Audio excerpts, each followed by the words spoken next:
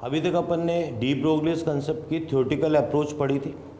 अब अपन इसकी mathematical approach की बात करते हैं, मतलब मैथमेटिकल फार्मूला क्या आएगा और उस पर न्यूमेरिकल्स कैसे आएंगे।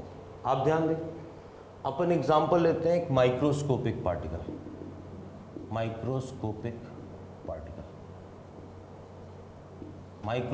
पार्टिकल जैसे आपने इलेक्ट्रॉन ले लिया। अब अपने को पता है इलेक्ट्रॉन का ड्वेल नेचर है। ड्वेल नेचर का मतलब क्या है कि ये पार्टिकल फॉर्म में भी एग्जिस्ट कर रहा है एंड वेव फॉर्म में भी एग्जिस्ट कर रहा है। अगर इसको पार्टिकल की तरह लेंगे तो आइंस्टाइन इक्वेशन से E is equal to mc² इसकी टोटल एनर्जी आएगी। जब वेव फॉर्म में बात करेंगे तो E is equal to h nu, ये वाली एनर्जी आएगी। तो अपन ये कह रहे हैं क्योंकि ये दोनों एनर्जी हैं किसकी एनर्जी, इलेक्ट्रॉन की एनर्जी, दोनों एनर्जी इक्वल होंगी, these both energies are equal. तो E is equal to mc² and h nu आ गया। अपने को पता है new is equal to c/λ होता है, c कैंसिल आउट हो गया। तो अब आप देखें आपके पास फॉर्मूला क्या आ रहा है, lambda is equal to h/mc। आप देखें ये फॉर्मूला आ गया अपने पास। यहाँ c क्या है, लाइट की वेलोसिटी है, पर अपने को पता है कि सारे माइक्रोस्कोपिक पार्टिकल लाइट की वेलोसिटी से मूव नहीं करेंगे। इसका मतलब ये हो गया कि मैं इसको लिख रहा हूँ h/पार्टिकल जिससे भी मूव कर रहा है। अगर v वेलोसिटी से मूव कर रहा है तो c की जगह मैंने क्या लिख दिया, v लिख दिया, और ये क्या आ जाएगा h/p। तो अपने पास एक फॉर्मूला आ गया lambda is equal to h/p। तो lambda equal to h/mv, lambda is equal to h/p। तो लैम्डा और p में, हालांकि बिल्कुल भी टिपिकल नहीं है, लैम्डा और p में ग्राफ खींचे तो इन्वर्सली प्रोपोर्शनल का ऐसा ग्राफ आता है, ठीक है, एक्स्ट्रा में कोई खास बात नहीं है। इसके बाद अपन बात करें तो एक नंबर फॉर्मूला ये आ चुका है। अब अपन आगे बात करते हैं काइनेटिक एनर्जी की। तो काइनेटिक एनर्जी अपने को पता है हाफ mv² होता है। अब आप ध्यान देना, मैंने क्या किया, क्योंकि मुझे क्या है mv की टर्म्स में मैं लैम्डा को लिख सकता हूँ, तो मैंने m से मल्टीप्लाई किया और m से डिवाइड कर दिया, ठीक है, बिल्कुल आसान सा डेरिवेशन। हालांकि आपको क्या है फॉर्मूला डायरेक्टली याद रखना है, फिर भी आप ध्यान दें। तो काइनेटिक एनर्जी इक्वल टू, अब इस m को अंदर ले गया मैं, तो ये mv² आ गया अपॉन m आ गया। अच्छा, mv की जगह मैं क्या लिख सकता हूँ, h/λ। तो मैंने क्या किया, थोड़ा और आसान किया इसको। पहले तो मैं 2m काइनेटिक एनर्जी और इसका रूट ले लिया। आप देखें बिल्कुल आसान सा, इक्वल टू मेरे पास क्या आ गया, mv आ गया। तो mv की जगह मैंने अब क्या लिख दिया, mv is equal to h/λ। तो अब आप देखें लैम्डा का फॉर्मूला क्या आ जाएगा, लैम्डा इधर गया तो h/2m काइनेटिक एनर्जी रूट में। तो ये फॉर्मूला नंबर 2 आ गया जो कि आपको डायरेक्टली यूज में लेना है। तो दो फॉर्मूले आ गए, अपन इस पर न्यूमेरिकल्स भी करेंगे, ठीक। इसी तरीके से, हालांकि थोड़ा सा फिजिक्स का कंसेप्ट है कि if any q charged particle is accelerated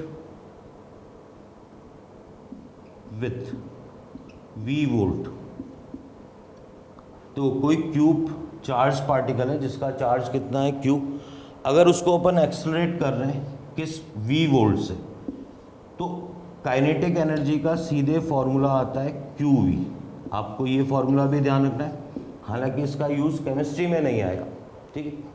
तो ये जो काइनेटिक एनर्जी है, अगर इलेक्ट्रॉन की बात करेंगे तब ये काइनेटिक एनर्जी कितनी आ जाएगी, EV। तो जो काइनेटिक एनर्जी है इसकी जगह आप EV रख सकते हैं। तो आपके पास जो फॉर्मूला आएगा यहीं पर, यहाँ लिख देता हूँ मैं, lambda is equal to h/2m और EV। ये आपके पास इलेक्ट्रॉन की क्या आ गई, लैम्डा की वैल्यू आ गई, अगर वो v वोल्ट से एक्सेलरेट हो रहा है। सारी वैल्यूज़ को अपन MKS में रखेंगे, उसके बाद एक फाइनली रिजल्ट आएगा, मैं उस रिजल्ट को यहीं लिख देता हूँ, लैम्डा इज इक्वल टू, ठीक है, ये अपने पास आता है 12.23 अपॉन रूट वी, सारी वैल्यूज़। मास अपने को इलेक्ट्रॉन का पता है, एच अपन प्लैंक्स कांस्टेंट पता है, ई चार्ज ऑन इलेक्ट्रॉन पता है। तो ये जो फाइनली रिजल्ट आता है, आपको एक खास बात और ध्यान रखनी है, ये रिजल्ट आएगा ए नॉट में। तो ये आपके पास फॉर्मूला नंबर 3 आ जाएगा, ठीक है। यहाँ ये ध्यान रखना है, ये कैपिटल वी लिखा हुआ है, ये क्या है, वोल्ट है, ठीक है। तो अब आप ध्यान से देखें एक बार और सारी बातें। मैथमेटिकल अप्रोच बिल्कुल आसान से, भाई अपन ने ड्वेल नेचर की बात करी, तो ड्वेल नेचर में दोनों तरीके से एनर्जी, दोनों को इक्वेट कर दिया, लैम्डा का फॉर्मूला आ गया। एक खास बात और देखो, ये फॉर्मूला आपसे अगर एग्जाम में पूछा जाए कि कौन सा फॉर्मूला है जो ड्वेल नेचर को बताता है, तो आप देखें इस फॉर्मूले में केवल मास आ रहा है, कहीं भी वेवलेंथ, फ्रीक्वेंसी किसी का जिक्र नहीं, ये केवल पार्टिकल नेचर को बता रहा है। इसमें कहीं भी मास नहीं है, तो ये केवल किसको बता रहा है, वेव नेचर को।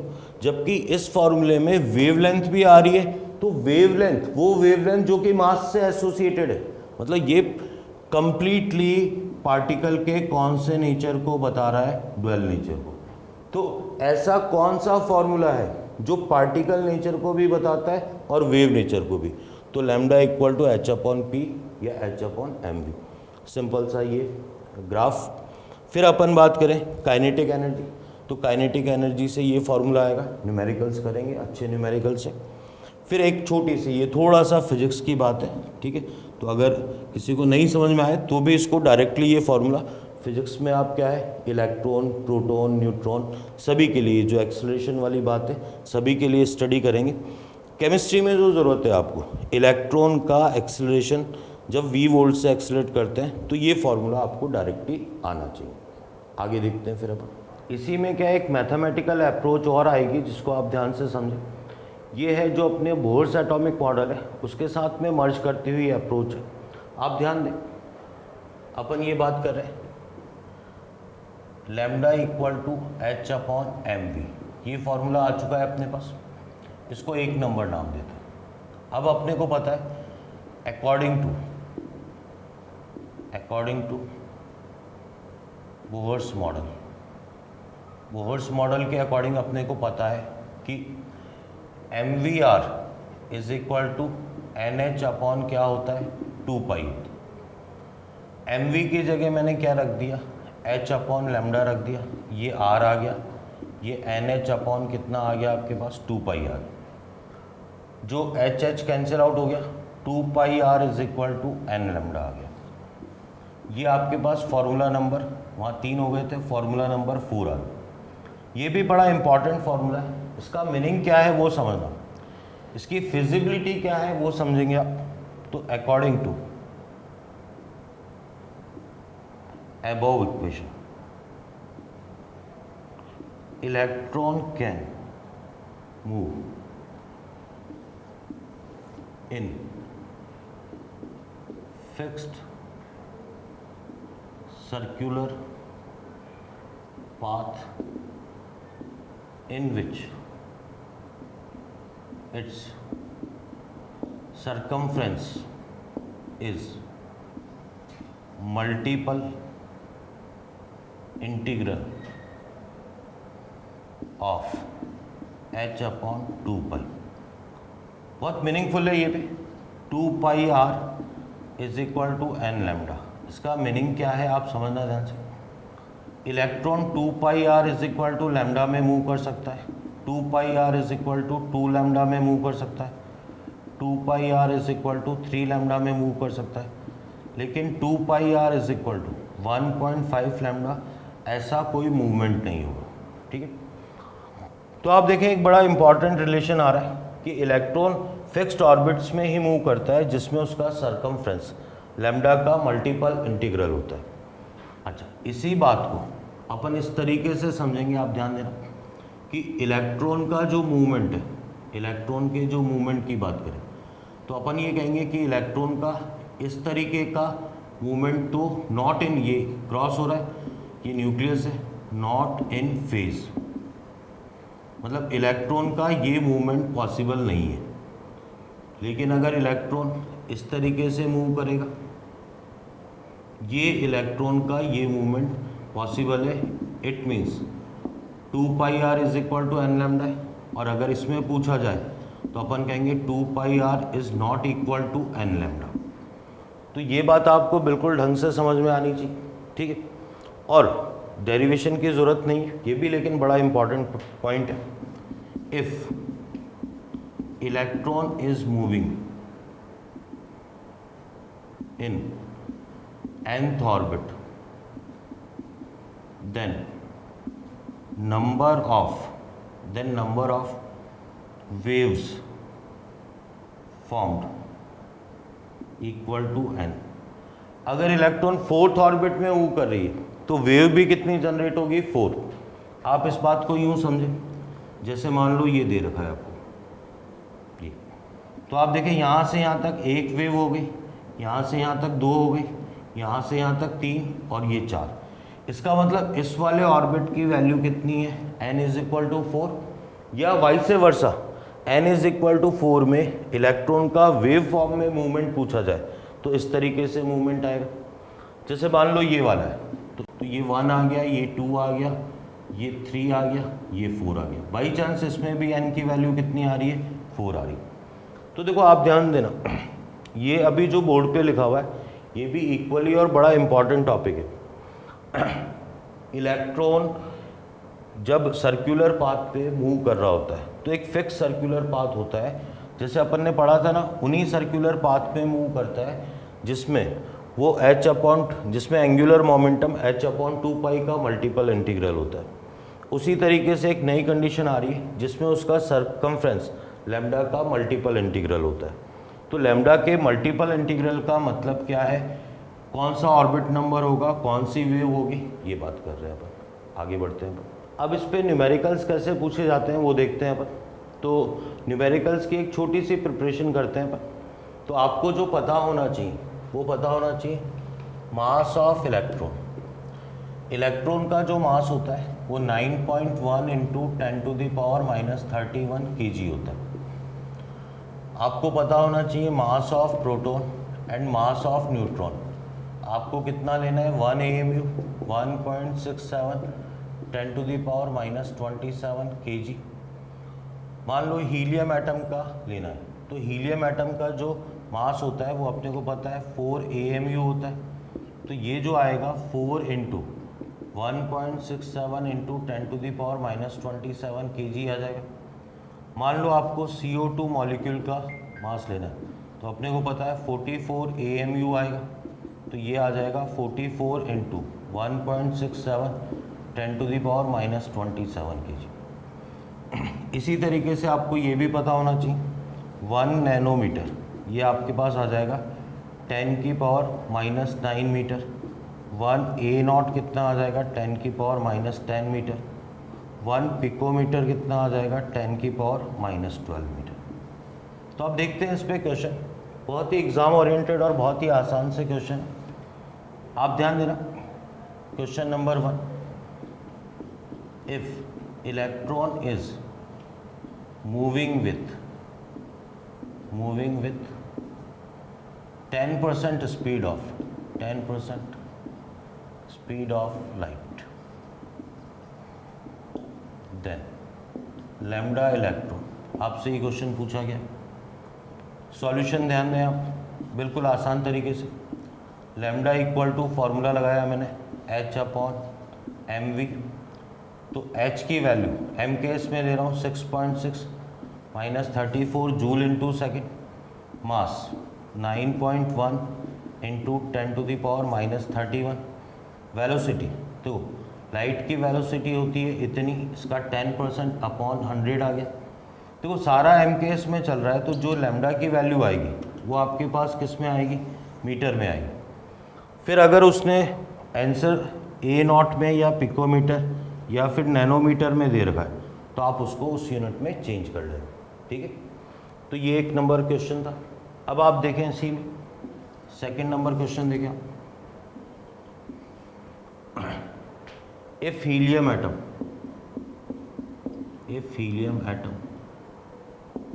is moving with speed of 2 into 10⁻6 centimetre पर सेकेंड। फिर आपसे लैम्डा हीलियम पूछा।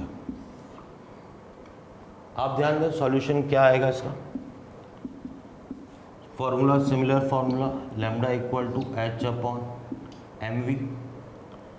ये आपके पास फॉर्मूला आ गया। वैल्यू रखी अपन ने 6.6 इंटू 10⁻⁻34 मास ऑफ हीलियम। ठीक है, हीलियम का मास मेरे को पता है 4 AMU, तो 4 इंटू 1.67 10⁻⁻27 वेलोसिटी। अच्छा, अब वेलोसिटी देखें क्योंकि सारा एम के इसमें कर रहा हूँ, तो सेंटीमीटर को किस में बदलेंगे, मीटर में। तो 2 इंटू 10⁻, ये आ जाएगा 4 मीटर पर second.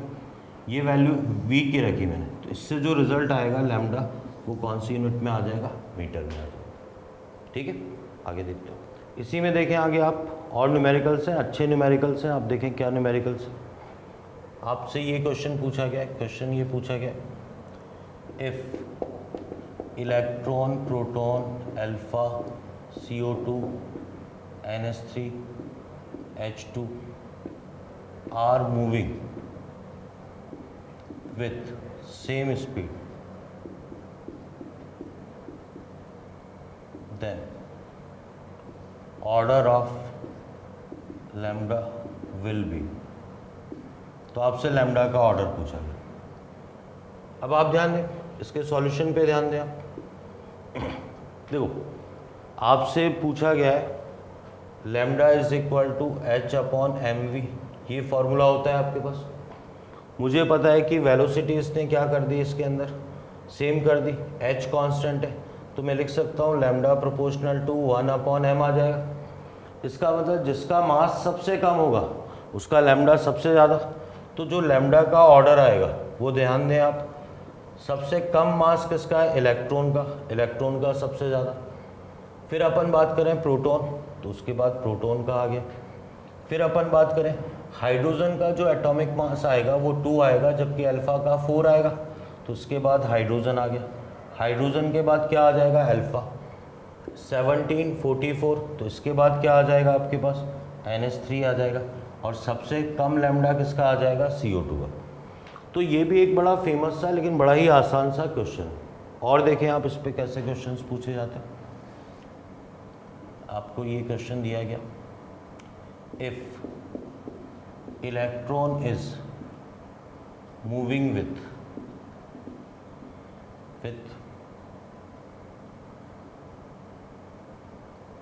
Velocity of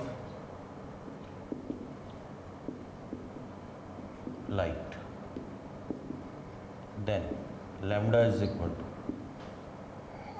by chance ये कह रहा है कि इलेक्ट्रॉन मूव कर रहा है विथ वेलोसिटी ऑफ लाइट, तो अपन क्या बोलेंगे, जो सॉल्यूशन लिखेंगे उसमें लैम्डा इज इक्वल टू क्या आ जाएगा, h upon M V 6.6 into 10⁻⁻34 9 into 10⁻⁻31 velocity 3 into 10⁸ आ गया। इससे जो रिज़ल्ट आएगा अपने को पता है मीटर में आ जाएगा। फिर अगर आप इसको क्या है A0 में, पिकोमीटर में या नैनोमीटर में चेंज करना चाहते हैं तो वो इजीली चेंज हो जाएगा। ठीक, और देखते हैं अपन क्वेश्चन। ये क्वेश्चन है, if electron is accelerated by 10,000 volt, then lambda electron. देखो, मैंने आपको जो इससे पहले वाले में बताया था वो फॉर्मूला आपको डायरेक्टली याद होना चाहिए। Lambda electron is equal to आपके पास आ जाएगा 12.23 और ये आपके पास आ जाएगा v, रूट में v। तो ये आपके पास A0 आ गया, तो lambda electron is equal to 12.23 10⁴, तो A0, तो ये आपके पास आ जाएगा, ये 100 हो गया, 0.1223, ये रिज़ल्ट A0 में आ जाएगा। इसने क्या है, मान लो किसी और यूनिट में पूछा हुआ है तो आप इजीली यूनिट में कन्वर्ट करके क्वेश्चन को सॉल्व कर सकते हैं। ठीक है, अब अपन आगे देखते हैं। देखो, इसके बाद अपन जिस क्वेश्चन की बात कर रहे हैं ये बहुत ही एग्ज़ाम ओरिएंटेड है और बहुत ही अच्छा क्वेश्चन है। आप ध्यान देना, क्वेश्चन क्या है, और कैसे सॉल्व करेंगे? क्वेश्चन ये है, if wavelength of electron is equal to distance traveled per second, then lambda of electron will be।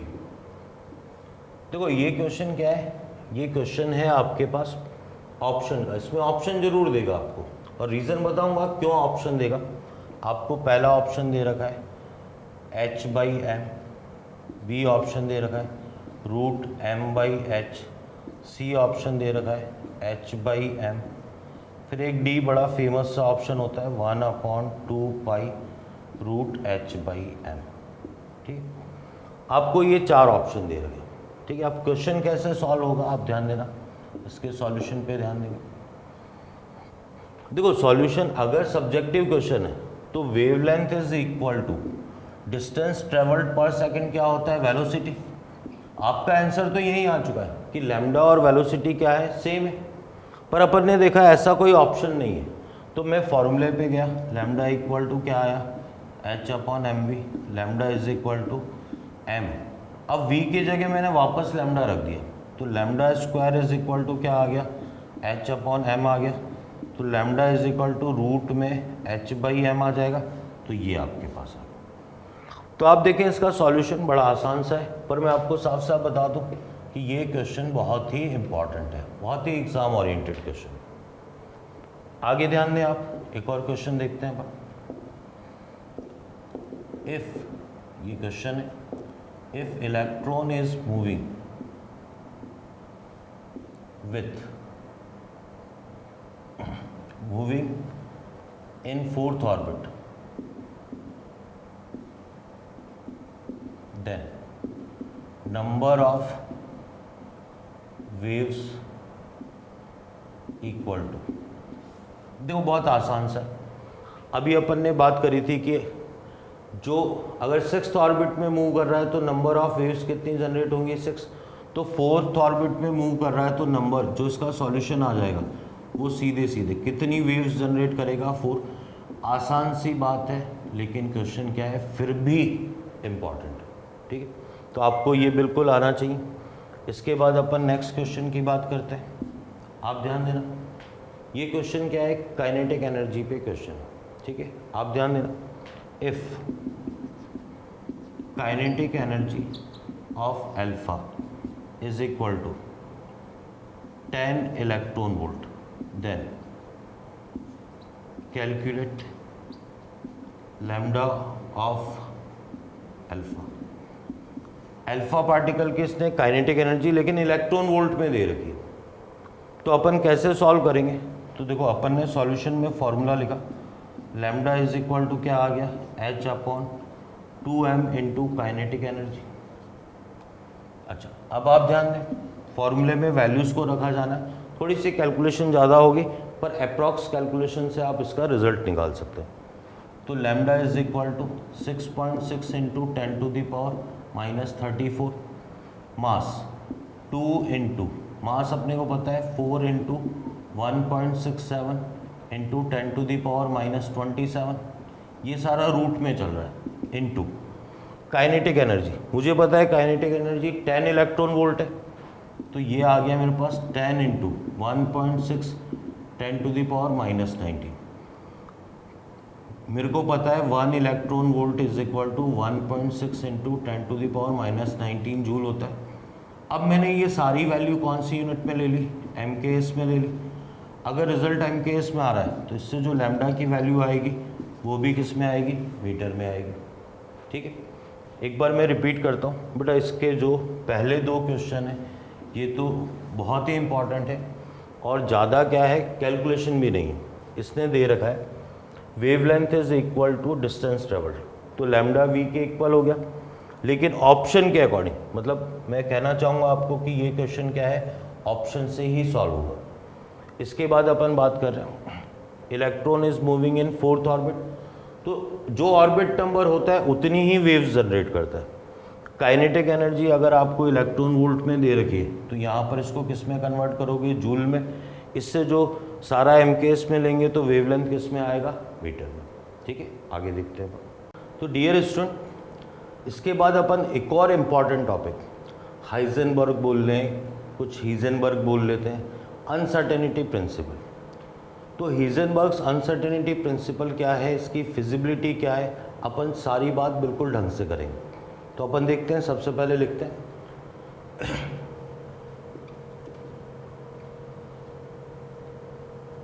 हीजेनबर्ग्स uncertainty principle.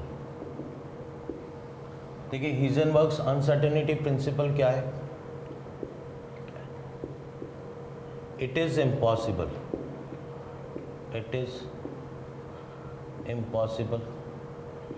to determine the velocity या मोमेंटम बोल लो and position of microscopic particles like electron, proton, neutron, alpha. It is impossible to determine the velocity or momentum and position of microscopic particle at same time with certainty.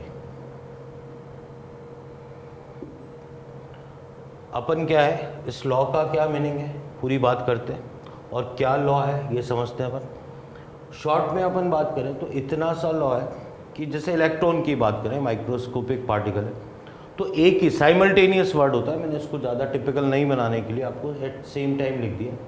Language जो होता है with accuracy and simultaneously, तो उसको भी मैंने easy कर दिया है सर्टेनिटी, या इसको भी अपन थोड़ा और ईजी कर देते हैं विथ एक्यूरेसी। ये कहता है कि सेम टाइम पे आप अगर इलेक्ट्रॉन की पोजीशन पता कर रहे हो तो पोजीशन को जितना सर्टेन पता करोगे उसकी जो वेलोसिटी या मोमेंटम है वो उतना ही अनसर्टेन हो जाएगा। क्यों होगा ऐसा, ये बात भी अपन करते हैं। ठीक है, और क्या है लॉ, पहले अपन इसकी मैथमेटिकल अप्रोच की बात करते हैं कि इसका जो मैथमेटिकल फार्मूला है वो क्या है, यहीं लिख देते हैं अपन। फार्मूला आता है delta x delta P greater than equal to H upon 4 pi. अगर न्यूमेरिकल में यूज़ में लेना है तो delta P is equal to H upon 4 pi, ये अपन फार्मूला नंबर 1 दे रहे हैं। ठीक, अब ध्यान दें आप, delta P is equal to, पहले अपन लिख देते हैं डेल्टा एक्स क्या है आपके पास, ये है अनसर्टेनिटी इन पोजीशन। फिर अपन बात करें डेल्टा पी, तो ये अनसर्टेनिटी इन मोमेंटम, ये मोमेंटम में अनसर्टेनिटी है। अपने को पता होना चाहिए delta P is equal to M delta V होता है, तो ये बिल्कुल आसान सा एक और फॉर्मूला। तो डेल्टा वी क्या है आपके पास, ये है अनसर्टेनिटी इन वेलोसिटी में अनसर्टेनिटी। ठीक, जब यहाँ पर आप वैल्यू रखोगे तो डेल्टा वी एम नीचे आ जाएगा, तो आपके पास एक फॉर्मूला और आ जाएगा, delta X into delta we is equal to H upon 4 pi M. Basically यही न्यूमेरिकल में आपके यूज़ में आएगा। अच्छा, क्या है इसकी फिजिबिलिटी वो भी अपन बात करेंगे, पर अभी तो आप देखें मैथमेटिकली फॉर्मूला क्या आ रहा है, आगे बात करते हैं अपन। ध्यान देना सभी। देखो, जो आपके पास डेल्टा वी है वो अनसर्टेनिटी क्या है वेलोसिटी में, डेल्टा एक्स क्या है अनसर्टेनिटी इन पोजीशन। हाँ, तो इस फॉर्मूले के बाद अपन देखते हैं एक और फॉर्मूला आएगा, if lambda wavelength light is used to identify the lambda wavelength light को अपन यूज में ले रहे हैं, क्या आइडेंटिफाई करने का, to identify the position of microscopic particle. ठीक, then lambda is equal to delta X या delta x is equal to lambda, ये फॉर्मूला नंबर 3 आ रहा। ये फॉर्मूला क्यों आएगा और इसी से इसकी फिजिबिलिटी आएगी, जिसको अपन ढंग से समझेंगे। तो देखो, सबसे पहले अभी तक इसमें ये दोनों एक ही फॉर्मूला है, कोई अलग से नहीं है। बस डेल्टा पी की जगह एम डेल्टा वी रखेंगे तो यहाँ एम आ जाएगा। और एक फार्मूला है जिसको मैंने अभी एक्सप्लेन नहीं किया, अब उसको अपन एक्सप्लेन करेंगे और समझेंगे कि delta X equal to lambda क्यों आया। ठीक है, आगे देखते हैं। अब आप ध्यान देंगे, काफ़ी समझने की बात है ये, इसको ध्यान से समझना। ठीक है, फिजिबिलिटी भी और फॉर्मूला कैसे आया ये बात भी समझेंगे अपन। मान लो ये ऑर्बिट है, ये न्यूक्लियस है, इलेक्ट्रॉन यहाँ मूव कर रहा है। अपने को पता है कि इलेक्ट्रॉन की पोजीशन पता करने के लिए अपन ने एक लाइट फेंकी, ये लाइट फेंकी अपन। लाइट क्या है, इलेक्ट्रॉन से टकराकर डिफ्लेक्ट हो गई, तो अपने को पता चल गया कि यहाँ पर क्या प्रेजेंट है, इलेक्ट्रॉन प्रेजेंट। पर आप ये देखें, यही अभी जो फॉर्मूला लिखा था कि भाई ये मान लो 10 A0 है, यहाँ तक की डिस्टेंस 10 A0 है, तो अपन ये कहेंगे भैया इलेक्ट्रॉन इस 10 A0 में कहीं भी हो सकता है। यही इसकी क्या है, अनसर्टेनिटी है। भाई एक फिक्स पोजीशन नहीं आ रही, इस 10 A0 में इलेक्ट्रॉन कहीं भी हो सकता है। अब क्या किया, आप ध्यान देना, तो डेल्टा एक्स, इसकी वेवलेंथ अगर लैम्डा थी तो delta x is equal to, तो पहली बात लैम्डा आ गया, अभी जो फॉर्मूला बताया था वो इस तरीके से आ गया। फिर किसी ने सजेस्ट किया कि सर आप इतनी बड़ी वेवलेंथ क्यों ले रहे हो, आप एक काम करो सर, लैम्डा छोटी कर दो। तो मुझे पता है ई एनर्जी का फॉर्मूला होता है hc अपॉन लैम्डा। अगर लैम्डा मैं क्या है लो कर दूंगा, इसकी वैल्यू जितनी कम करता जाऊंगा, जो लाइट आ रही है उसकी एनर्जी क्या होती जाएगी, उतनी ही बढ़ती जाएगी। वेवलेंथ मैंने कम कर दी, तो अब आप ध्यान दें, जो इलेक्ट्रॉन, भाई वेवलेंथ और कम करी, ये कम कर दी, तो जो पोजीशन है अनसर्टेनिटी, डेल्टा एक्स की वैल्यू क्या हो गई मेरे पास, लेस हो गई और कम हो गई।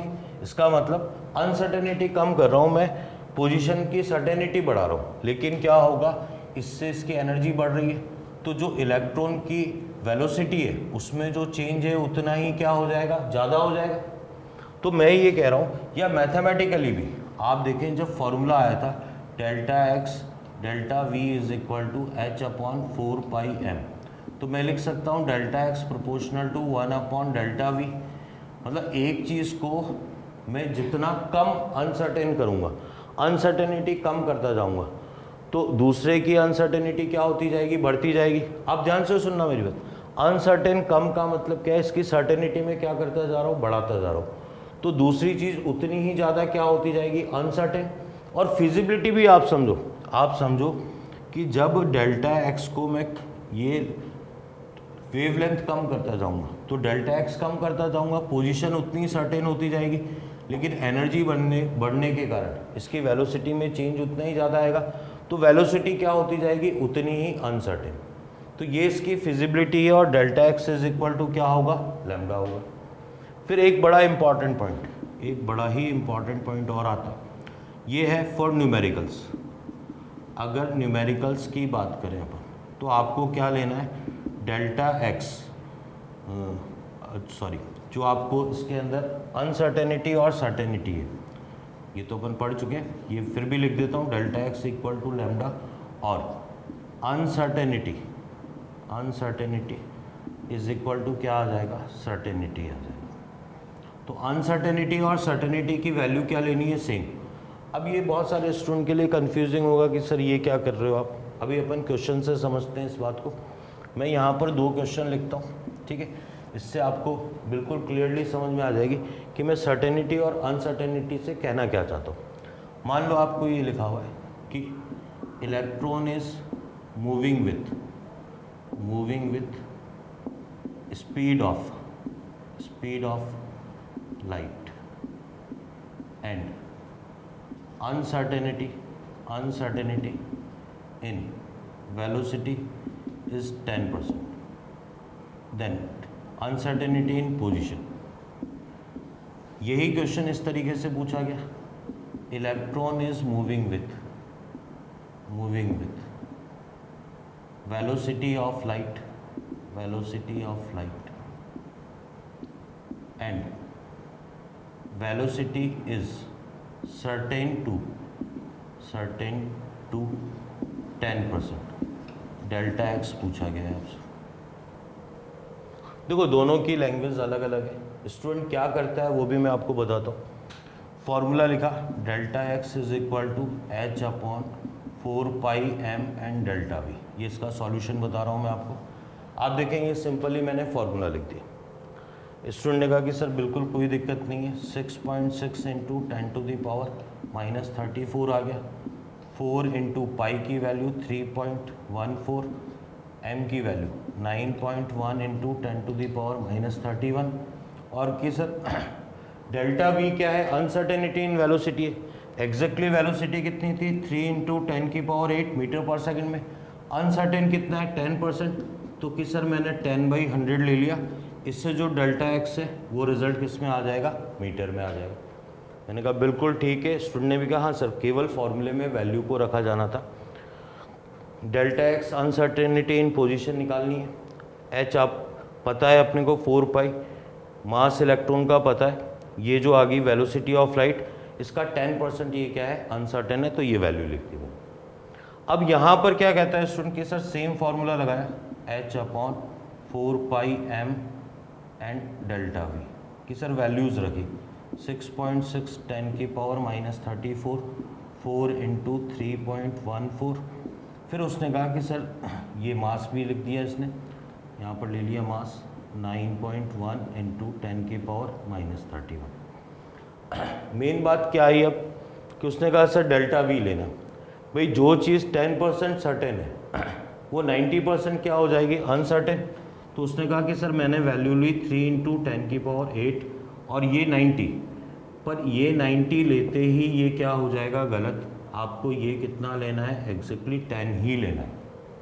दोनों का रिजल्ट क्या आएगा, सेम रिजल्ट आएगा। आप कहेंगे सर क्वेश्चन तो अलग अलग है, तो ये सेम रिजल्ट कैसे आ रहा है पर दोनों रिजल्ट सेम आएंगे। मैं बताता हूँ आपको इसके पीछे रीज़न क्या है। ये लॉजिक है, अनसर्टेनिटी एंड सर्टेनिटी क्या है, लॉजिक क्या है। बहुत आसान सी बात है, ये थोड़ा सा बस लैंग्वेज का फ़र्क है। मैं बताता हूँ, जैसे मान लो ये जो डेल्टा एक्स था, ये tan A0, ये क्या था, पोजीशन में अनसर्टेनिटी थी।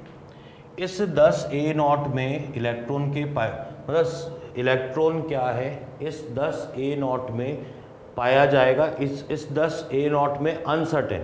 मैं आपको इसको आसान एग्जांपल से बताता हूँ। जैसे मान लो किसी स्टूडेंट ने कहा कि इस समय सर की पोजीशन बताओ कहाँ होगी। तो एक स्टूडेंट ने बोला कि सर ये 3 मीटर में कहीं भी पाए जा सकते हैं, कि सर की पोजीशन में अनसर्टेनिटी कितनी है, 3 मीटर है। फिर बाहर एक स्टूडेंट ने पूछा कि सर इस समय कहाँ होंगे, तो उसने ये जवाब दिया कि सर 100% इस 3 मीटर में कहीं ना कहीं सर्टेनली पाए जाएंगे। तो बस कहने का तरीका अलग है। आप फिर सुनना मेरी बात से। एक साइंटिस्ट तो ये कह रहा है कि इलेक्ट्रॉन 10A0 में सर्टेन है, 10A0 में सर्टेन है। दूसरा वही कह रहा है कि वो 10A0 में क्या है, अनसर्टेन है। पाया तो इस 10A0 में ही जाएगा, इतनी ही इसकी अनसर्टेनिटी है। तो इसी कारण से अपन सर्टेनिटी और अनसर्टेनिटी को सेम ले रहे हैं।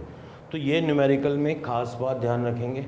ये जो न्यूमेरिकल की ये खास बात है, ये बड़ी ही इम्पॉर्टेंट है। दोनों में जो डिफरेंस है वो आपको बिल्कुल ढंग से समझ में आ जाना चाहिए। आगे बढ़ते हैं इसके बाद। हाँ, इसी में अपन आगे देखते हैं और न्यूमेरिकल्स देखते हैं। अनसर्टेनिटी पे कुछ न्यूमेरिकल आसान और एक बहुत ही बढ़िया न्यूमेरिकल है जो आप देखें ध्यान से। जैसे आपको ये क्वेश्चन लिखा हो, if uncertainty in velocity is equal to 0, then calculate the uncertainty in position and momentum. बिल्कुल आसान सा न्यूमेरिकल है। फॉर्मूले में आपको केवल वैल्यूज़ को रखा जाना है। कैसे वैल्यूज़ रखेंगे अपन देखते हैं। सॉल्यूशन देखें आप इसका। देखो आपको दे रखा है डेल्टा वी इक्वल टू 0। पहला आपसे डेल्टा एक्स पूछा है, मैंने फॉर्मूला रख दिया 4πm और डेल्टा वी। ये 0 रखेंगे तो डेल्टा एक्स क्या आ जाएगा, इनफाइनाइट आ जाएगा। फिर आपसे पूछा है डेल्टा पी, तो एम डेल्टा वी हो गया, एम इंटू 0 रखोगे तो ये वैल्यू कितनी आ जाएगी, 0। आप मानेंगे नहीं, इतना सिंपल क्वेश्चन भी एग्ज़ाम में पूछा हुआ है, लेकिन बहुत ही आसान सा क्वेश्चन। अब अपन आगे बात करते हैं। ये वाला जो क्वेश्चन है ये बड़ा ही इम्पॉर्टेंट है और सभी एग्ज़ाम्स में पूछा हुआ है, सभी कॉम्पिटिटिव एग्ज़ाम के लिहाज से बड़ा ही इम्पॉर्टेंट क्वेश्चन है। क्वेश्चन क्या है अपन देखते हैं। If uncertainty in momentum and position are equal for electron, then what will be uncertainty in position, uncertainty in velocity, position तो इक्वल है, अनसर्टेनिटी इन वेलोसिटी। ऑप्शन दे रखा है आपको, एक ऑप्शन दे रखा है h upon M, B option दे रखा है m upon h, C option, ये बड़े फेमस से ऑप्शन हैं, 1/2 पाई h अपॉन m, एक ऑप्शन दे रखा है आपको 1/2m and h upon pi, ये ऑप्शन दे रखा है। तो आप देखें ये ऑप्शन का क्वेश्चन है, इस तरीके से आपको 4 ऑप्शन दे रखे। अब कैसे क्वेश्चन सॉल्व किया जाना है, सॉल्यूशन क्या है वो देखते हैं अपन। तो अपन सॉल्यूशन की बात करते हैं। देखो सबसे पहले इसने दे रखा है अनसर्टेनिटी मोमेंटम एंड पोजीशन, मुझे पता है delta x is equal to क्या है, डेल्टा पी। इसने पूछा क्या है आपसे, डेल्टा वी की वैल्यू पूछी है। मैंने कहा मुझे जो फॉर्मूला पता है delta x delta p equal to H upon 4 pi. अब मुझे पता है क्योंकि इसको एम डेल्टा वी में कन्वर्ट करना है। तो अब आप ध्यान दें भाई, डेल्टा जो रिजल्ट आ रहे हैं ये भी ऑप्शन का क्वेश्चन ही भाई, ये भी अपन किससे कर रहे हैं, ऐसा नहीं है कि कोई और रिजल्ट नहीं आ सकता, पर ऑप्शन देख के भाई कहीं भी डेल्टा एक्स की टर्म नहीं आ रही, कहीं भी डेल्टा पी की टर्म नहीं आ रही, तो मुझे पता है डेल्टा एक्स मैंने इसको बदल दिया एम डेल्टा वी। तो देखो एम डेल्टा वी ये आ गया, ये भी क्या आ गया, एम डेल्टा वी आ गया, ये एच अपॉन क्या आ गया 4 पाई। तो एम डेल्टा वी का ये क्या आ गया square equal to H upon 4 pi. तो m delta we is equal to H upon pi, और ये क्या आ गया 1/2। तो अब आप ध्यान दें delta we is equal to 1/2m and H upon pi आ गया, एच अपॉन पाई आ गया। तो अब आप ध्यान दें इस तरीके से न्यूमेरिकल सॉल्व होगा और ऑप्शन कौन सा करेक्ट आ जाएगा, डी। तो आप देखें अभी जो बोर्ड पे, हालांकि दोनों सिंपल क्वेश्चन है लेकिन बड़े ही इंपॉर्टेंट क्वेश्चन है। अनसर्टेनिटी इन वेलोसिटी दे रखी है, तो पोजीशन में अनसर्टेनिटी इनफाइनाइट हो गई, मोमेंटम में अनसर्टेनिटी 0 हो गई, और एक ये क्वेश्चन है जिसको ऑप्शन से ही सॉल्व किया जाएगा। ऑप्शन के अकॉर्डिंग अपन आगे बढ़ेंगे और ये सॉल्व हो जाएगा, ठीक है।